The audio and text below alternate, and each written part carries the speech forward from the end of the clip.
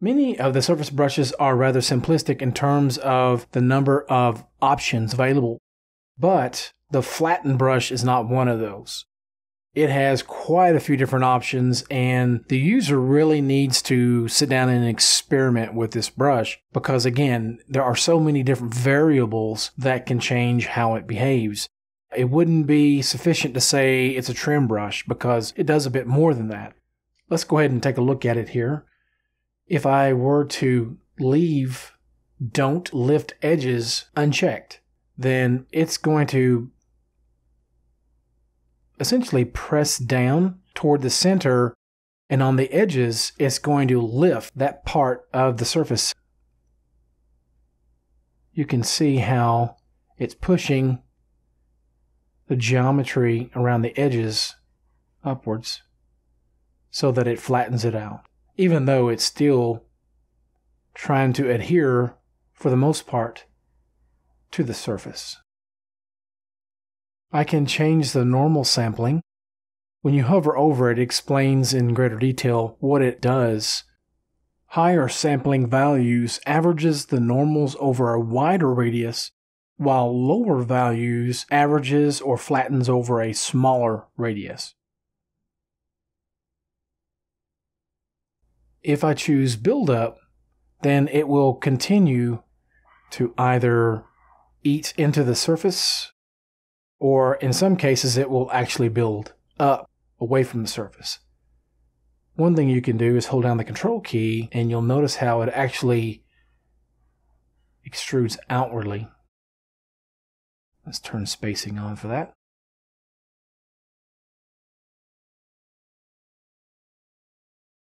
I'll undo a few times. And then we can adjust our plane softness if you want that as an option. So I'll go ahead and brush here. With this particular brush, you may elect to use the second brush draw mode that will affect the depth only. It's not going to modify the radius. Perhaps you want the radius to be modified. If you do, choose either this first or third one. But the second one, it just modifies the depth only. So I can go with light pressure and then press harder in areas where I need it. And let's turn Build Up off. It responds quite differently though if you check Don't Lift Edges.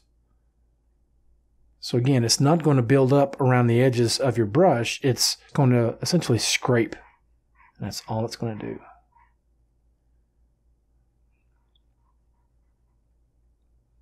So in this sense, it's a little bit more like the chisel brush.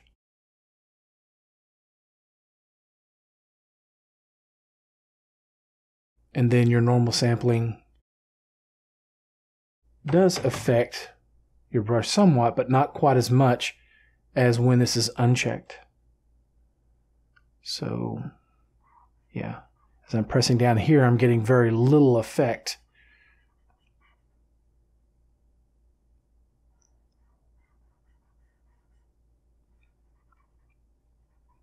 Let me undo a few times.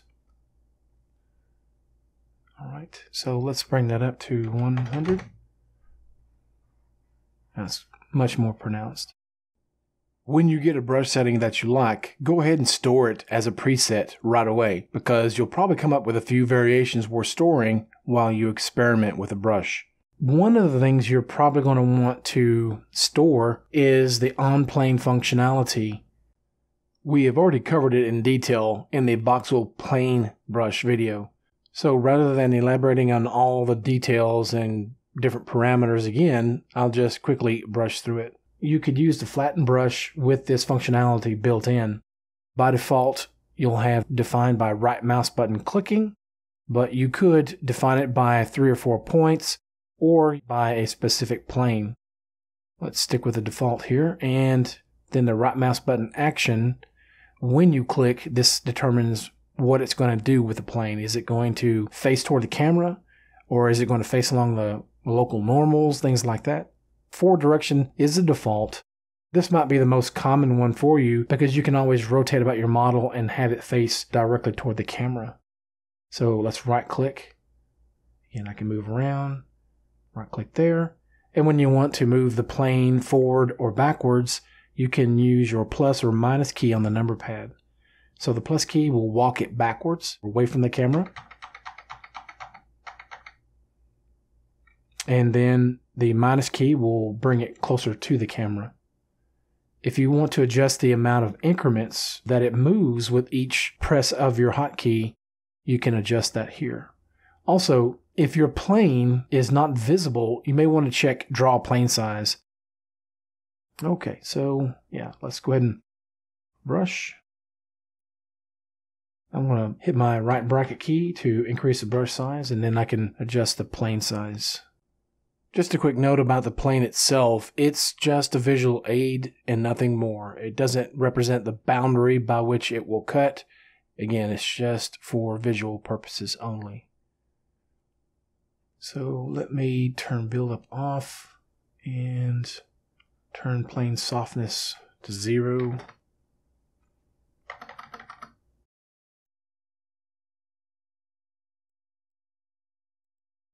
And then if you have any specialty brushes, for example, sci-fi or something like that, let me find something rather interesting. Let's go right here. And again, I will use my hotkeys to walk it back. I'll hit my E key to bring the E panel to my cursor. I'm going to choose Paint with Dabs. And it's just that simple to quickly add details with a single click.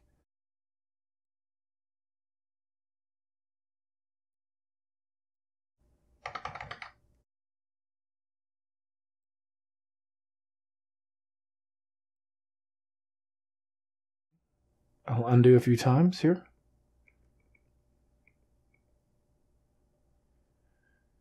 All right, let's uncheck that. Another option is remove stretching. If you happen to notice any stretching, or if you want it to be smoothed out a bit after you release your mouse, then it will decimate or optimize the mesh right where you were brushing. If your model is lower in resolution or up to an intermediate stage, then the performance should be rather good. But on a very dense object, the remove stretching will produce a noticeable pause at the end of your brush stroke. So just be prepared for that. And anytime you're sculpting in surface mode, if you notice a pause after your brush, then you may want to check in the toolbar for remove stretching. If it's checked, that's probably the reason why, because it's performing an entirely separate operation after your brush stroke. Let's go back to our regular brush. One last thing is edit Flatten Curves. The default will be linear like this, but you may want to make some adjustments to suit your preference. All right, okay. So I need to change my brush.